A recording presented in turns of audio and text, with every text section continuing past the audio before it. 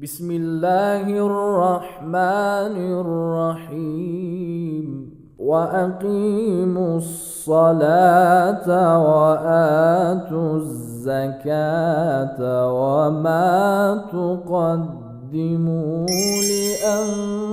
لأنفسكم من خير تجدوه عند الله إن الله بما تعملون بصير.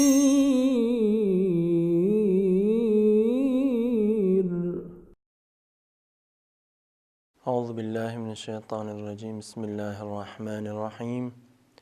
وصلى الله على محمد وآل بيته الطيبين الطاهرين المعصومين. أما بعد، فقد قال رسول الله صلى الله عليه وآله وسلم: إن الصلاة عمود الدين. Dear brothers and sisters, in this session I am going to explain the rules of prayer. There are 6 obligatory prayers that we must perform. And those 6 obligatory prayers are, first of all, the daily prayers. The 5 daily prayers are obligatory on every adult, sane, and sane Muslim. The second obligatory prayer is the Salat al-Ayat or Namaz Ayat, or the sign prayers, which becomes obligatory as a result of thunder, earthquake, or severe storm, which normally causes a person to feel afraid.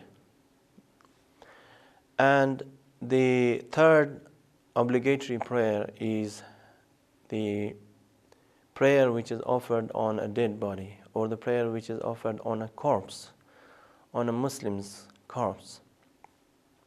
That is also one of the obligatory prayers. And the fourth prayer is the prayer of tawaf. Whoever performs the pilgrimage of the house of Allah, he must perform the prayer after circumambulating the house of Allah, after moving around the house of God. He must perform the obligatory prayer. This is the fourth obligatory prayer. And the fifth obligatory prayer is the qada of the prayer. The qada of the prayer which is missed by one's father. If a person knows, for example, that his father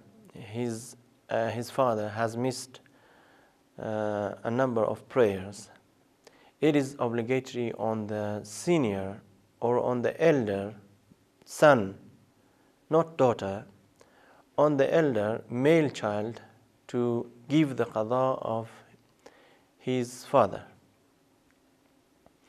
Of course, many scholars have observed precaution. They have said that as a measure of precaution, the eldest son has to perform the qada of the prayers of his father.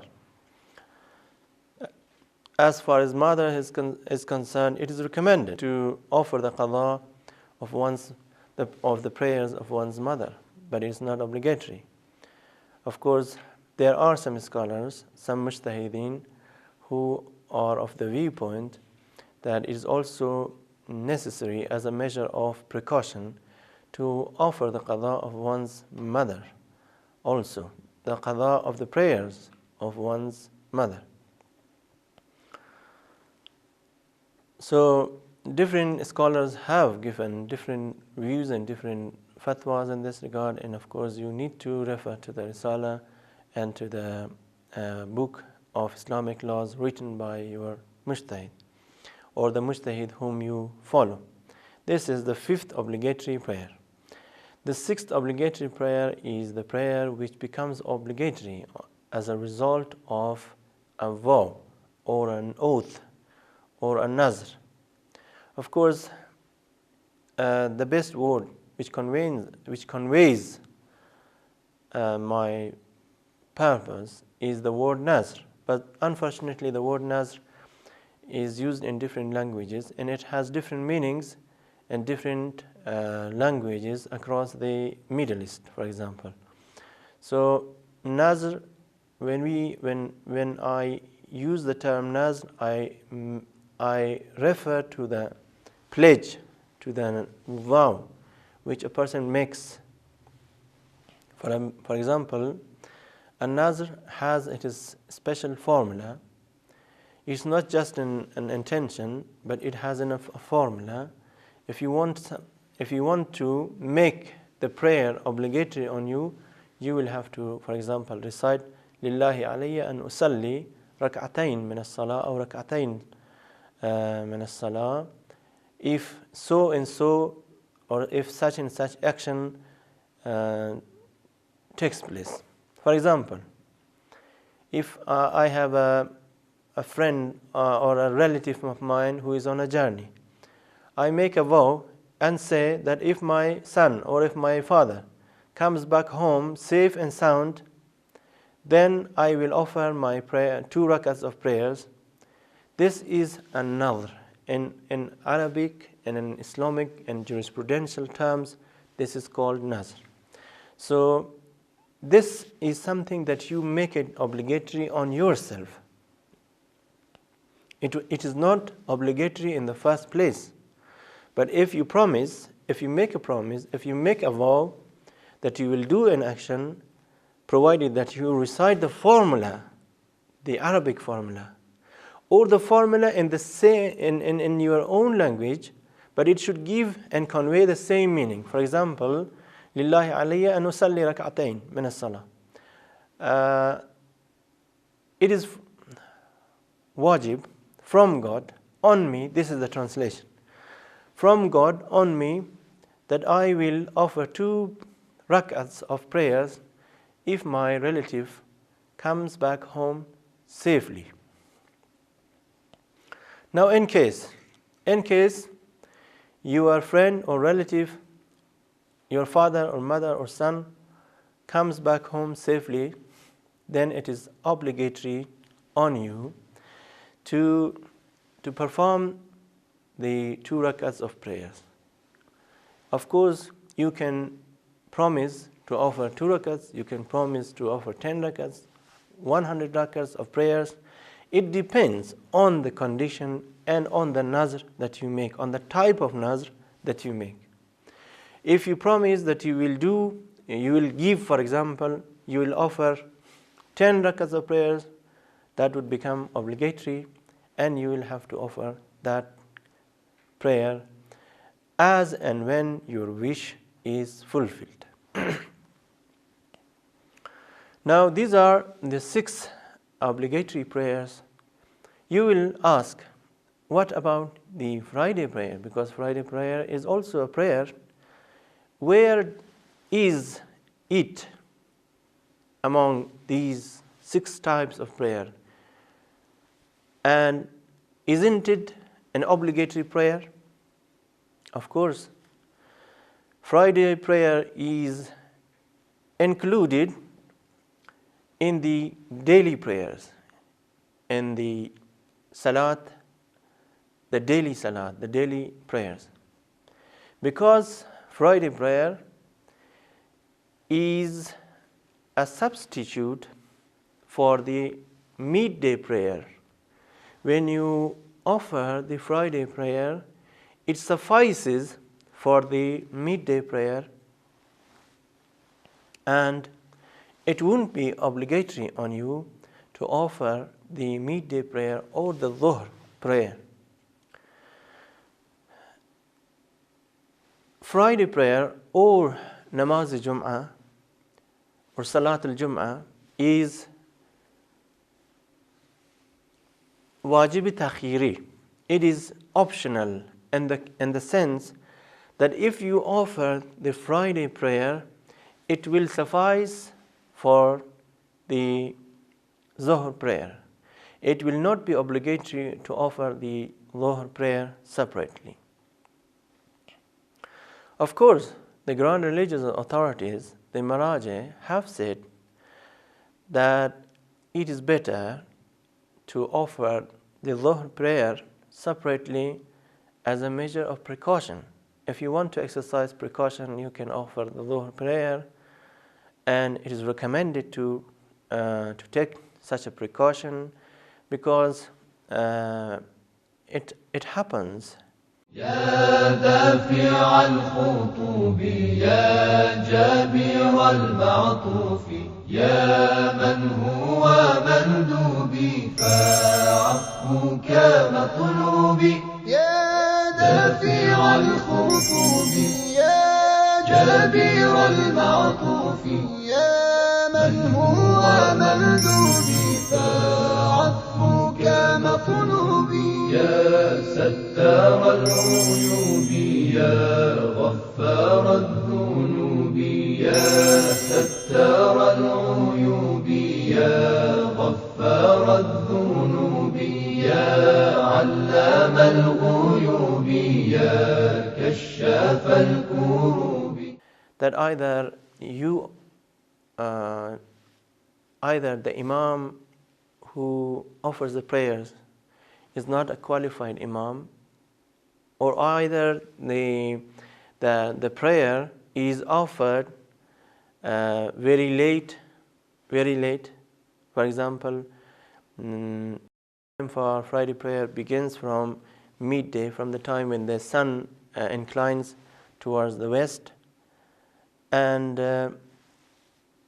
the person who offers the prayers, or the Imam who offers the prayers, delays the khutbah, the two sermons, and then he offers the prayers 2 hours after midday. Of course, if the Friday prayer is delayed to such an extent, you will have to offer the Dhuhr prayer, and even precaution is not necessary. It is obligatory to offer the Dhuhr prayer because of the delay. And if the delay is not there, again, it is better to observe precaution, to exercise precaution, and offer the midday prayer, the Dhuhr prayer. There is one thing I would like to mention, and that is many Shia Muslims live in predominantly Sunni communities, Sunni countries, and they don't have their own Friday prayers. They don't have an arrangement for Friday prayer because either they don't have the Imam, or they don't have the space, they don't have the place, and maybe there are few Shia Muslims, or there is no Shia Muslim in a city which is populated by Sunnis. So you might find yourself interested to go to attend a Sunni Friday prayer. Now, this prayer, the question is it allowed to offer the Friday prayer in a Sunni congregation? Will it suffice for the Dhuhr prayer or not? Will it be sufficient or not? The grand religious authorities have unanimously said that the Friday prayer which is offered in a Sunni congregational prayer is not sufficient for the Dhuhr prayer. So you should note that if you want to offer the Salat al-Jum'ah or the Friday prayer with the Sunnis and their congregation, it is necessary for you to repeat the Dhuhr prayer individually, to offer the Dhuhr prayer individually. Because you are not relieved of the obligation. You have not offered your prayer. And this Friday prayer which is offered in their congregation is not sufficient for the Dhuhr prayer, so you must offer the Dhuhr prayer separately and independently or individually. Dear brothers and sisters, basically the Shia religion has very strict conditions or strict measures are taken when offering prayers in a congregation. If you are going to offer your daily prayers in a Sunni Jama'ah or in a Sunni congregational prayer, you should know that it is either due to taqiyya or maybe due to a compromise. You want to offer your prayer with them because you want to reconcile with them. It's a kind of reconciliatory taqiyya. If the taqiyya is reconciliatory, according to some scholars, there is no problem. Your prayer with them in Jama'ah, not in Friday prayer, but other prayers offered with them would suffice for the Dhuhr prayer. If you are also under taqiyya and you are exercising dissimulation, you are exercising quietism, which I interpret taqiyya for, then again the prayer which you offer with them would suffice. It's not necessary to repeat the prayer.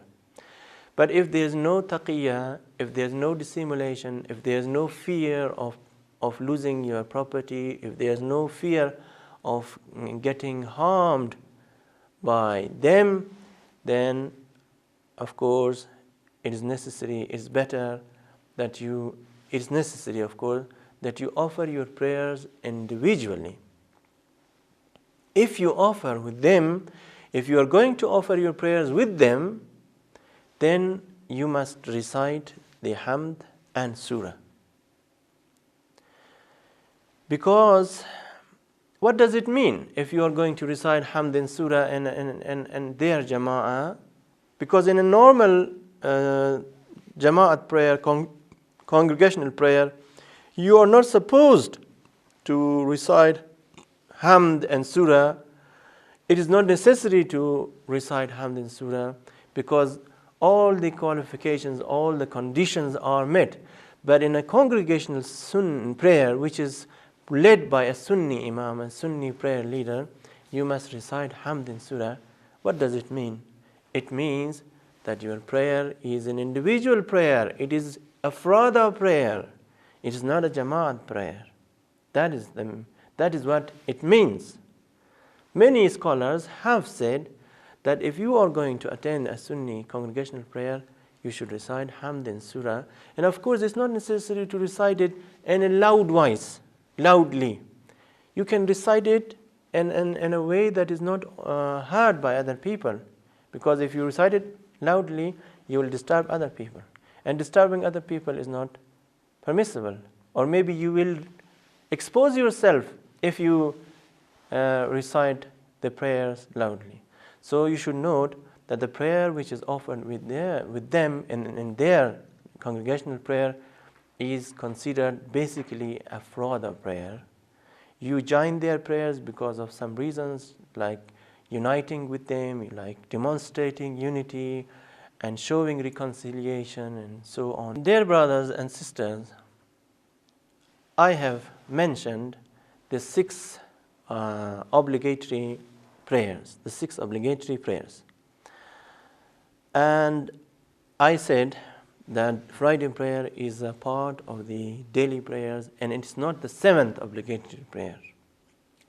In the present time, of course, Friday prayer is not an independent obligatory prayer. Of course, because we are living in the time of occultation, we are living in the time of ghaibah. So if the Imam reappears, inshallah, may Allah hasten his reappearance, then in that time Friday prayers will become obligatory. Now another question which arises is the timing for the daily prayer. How should we determine the time, obligatory prayers? For example, we want to offer the Dhuhr prayer, the midday prayer, and then the Asr prayer. When does the time for the midday prayer start? ناجيتك يا رحمن ودعوتك يا ديان يا خالق الإنسان الله الله الله يا خالق الإنسان الله الله الله. Of course, you know very well that the sun rises from the east. It rises up until it reaches in the middle of the sky. Till then, the shadow is seen towards the west of the yardstick. Now, let's suppose that there is a stick, and there is a stick which is fixed in the ground. It has a shadow. As long as the sun is on the east, then the shadow is on the west.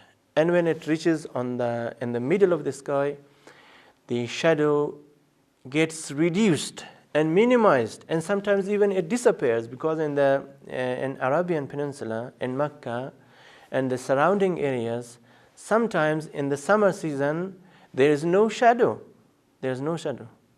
So when the sun starts moving towards the west and the shadow starts appearing on the eastern side of the yardstick, then that is the beginning time for the Dhuhr prayer.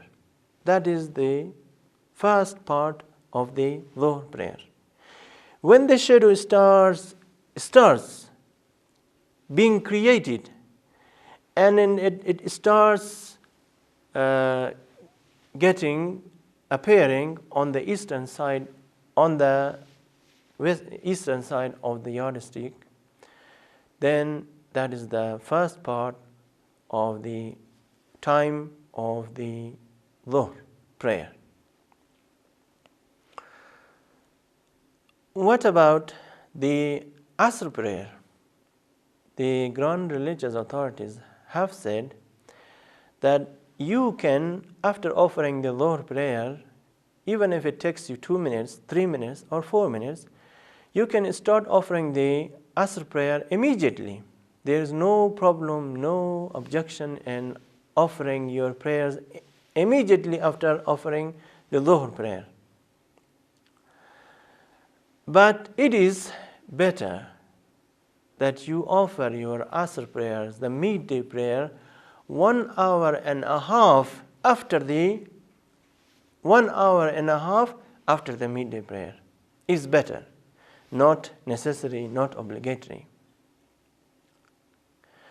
As far as the Maghrib prayer is concerned, or the dusk prayer, Maghrib and Isha prayer is concerned, the Maraji have said that a redness starts appearing in the east, and it comes up until it reaches over your head in the sky. When the redness reaches over your head, then that is the time for the Maghrib prayer. The recommended precaution is to observe, to offer your prayers, to start offering prayers when that redness, which appears in the east, comes up, moves up, and comes and reaches over your head. That is, when it reaches over your head in the sky, then that is the first part of the Maghrib prayer. As far as the Isha prayer is concerned, the religious have said that it is recommended, it is better that you offer 45 minutes, your Isha prayer, 45 minutes after the Maghrib prayer. But it is not obligatory. It's not obligatory to offer your Isha prayer 45 minutes after the Maghrib prayer. you can start offering your Maghrib Isha prayer as soon as you finish the Maghrib prayer. There is no objection, no problem in combining your prayers. Combining the prayers is allowed. There are traditions, there are narrations from the infallibles and there are actually reports that the Holy Prophet, peace be upon him, combined his prayers when he was in Muzdalifah, when he was on a journey, and even when he was not on a journey, when he was in Medina. It has been reported that the Holy Prophet combined his prayer when he was in Medina. This is a report from Ibn Abbas. Ibn Abbas says that the Prophet combined his prayers in Medina because he wanted his ummah not to be in trouble, not to be in difficulty. So it is permissible, according to the tradition of the Holy Prophet, to combine the prayers. The Holy Prophet combined his prayers when he was going to Mecca. He combined his prayers at Muzdalifah, near Mecca. Even our Sunni brothers combine their prayers when they are on a journey. And they believe in the permissibility of combining the prayers on a journey. Except the Hanafi sect. The Hanafi sect believes that combining the prayers on a journey is not allowed. The Hanafi sect says that it's not permissible to combine the prayers when you are afraid of something, when there is rain, or when there is fear of something. And generally, according to Hanafi sect, combining the prayers on a journey is not allowed. But all the Sunni sects, the Hanbali, the Shafi'i, the Maliki, and the Hanafi, they believe that combining the prayers at Muzdalifah is allowed.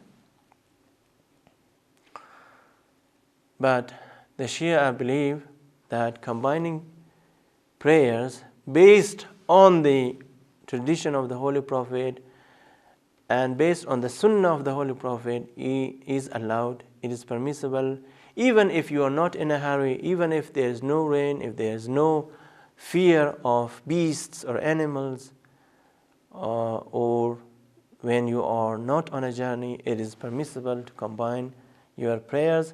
Combining the prayers is allowed.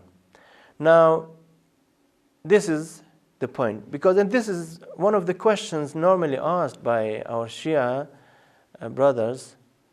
They normally are, because they are the people, they are asked by their Sunni friends as to why you Shias are combining your prayers.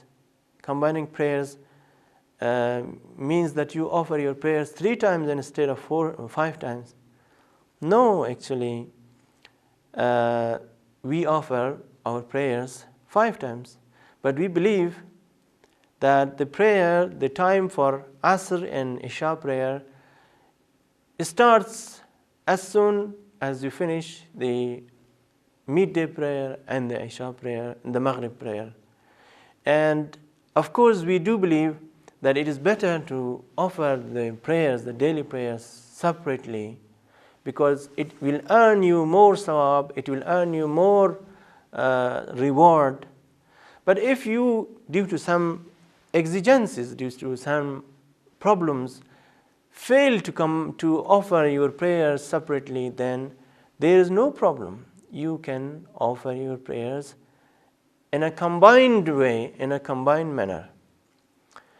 As far as the time for the Fajr prayer is concerned, of course, the religious authorities have said that the first part of the time for Fajr prayer starts when a whiteness starts spreading from in the east.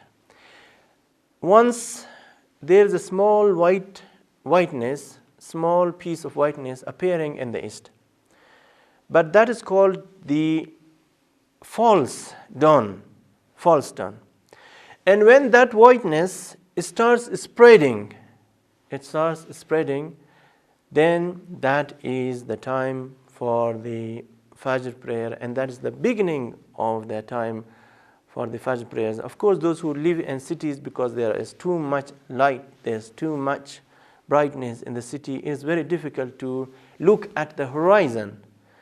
And the whole city is as bright, so it's very difficult for those living in cities to use these rules and these criteria in order to determine the times for the prayers. But those who live in villages, and especially those people who do not have light, electricity, they can look at the sky and they can find the time. This is the rules, or these are the rules for this session regarding the prayers. I will inshallah elaborate and further explain the rules regarding prayer, of course, in a several session, because there are many rules and many questions regarding prayer. Inshallah, we will continue and carry on our discussion regarding the prayers in the next sessions to come. Wassalamu alaikum wa rahmatullahi wa barakatuh. ربنا يا ربنا يا ربنا يا ربنا واغفر لنا وارحمنا يا ربنا ربنا يا ربنا يا ربنا واغفر لنا وارحمنا يا ربنا يا ربنا ربنا يا ربنا يا ربنا واغفر لنا وارحمنا يا ربنا ربنا يا ربنا يا ربنا